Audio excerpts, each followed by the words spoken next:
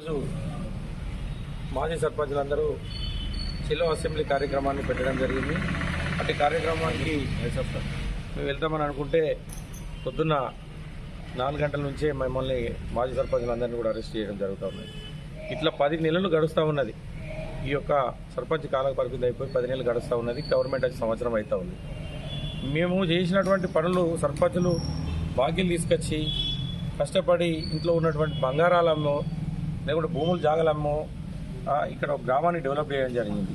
ఆ డెవలప్మెంట్ అయితే మేము చేసినాం. ఇప్పుడు కొత్తగా వచ్చిన గవర్నమెంట్లో ఉన్నటువంటి నాయకులు మేము చేసినామని చెప్పుకుంటూ ఉన్నారు, దానికి ఇనాగ్రేషన్లు చేస్తూ ఉన్నారు. కానీ ఇప్పుడు మాకు వచ్చేసరికి మా బిల్లును మాత్రం ఇప్పించడం లేదు.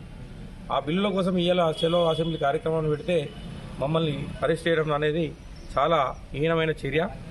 ఇప్పటి వరకు దాదాపు 10 నెలల్లో ఒక 10 సార్లు మమ్మల్ని అరెస్ట్ చేసి పోలీస్ స్టేషన్లో పెట్టడం జరుగుతుంది. కానీ మా పాత బిల్లులు మాత్రం పెండింగ్ బిల్లులు మాత్రం ఇవ్వడం లేదు.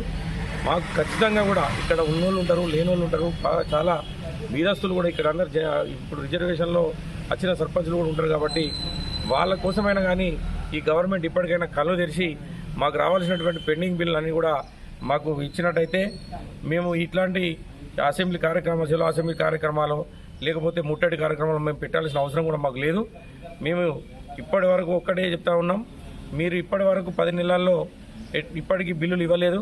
ఇప్పటివరకు అరెస్ట్ చేసి మమ్మల్ని ఆపగలుగుతున్నారు. కానీ మేము చేసిన పనుల కాడికి స్కూళ్ళల్లో కావచ్చు, గ్రామ పంచాయతీలో కావచ్చు, ఎక్కడైనా కానీ మేము చేసిన పనుల కాడికి పోయి మేము ఏదైనా ఇబ్బంది చేస్తే మాత్రం మీరు మమ్మల్ని ఆపలేరని చెప్పేసి తెలియజేస్తూ ఉన్నాం. మాకు ఈ పెండింగ్ బిల్లులు ఏవైతే ఉన్నాయో వాటిని ఖచ్చితంగా మాకు వెంటనే బిల్లులు చెల్లించి మా యొక్క సర్పంచుల సమస్యలను పరిష్కారం చేయాలని చెప్పేసి తెలియజేస్తూ జై తెలంగాణ.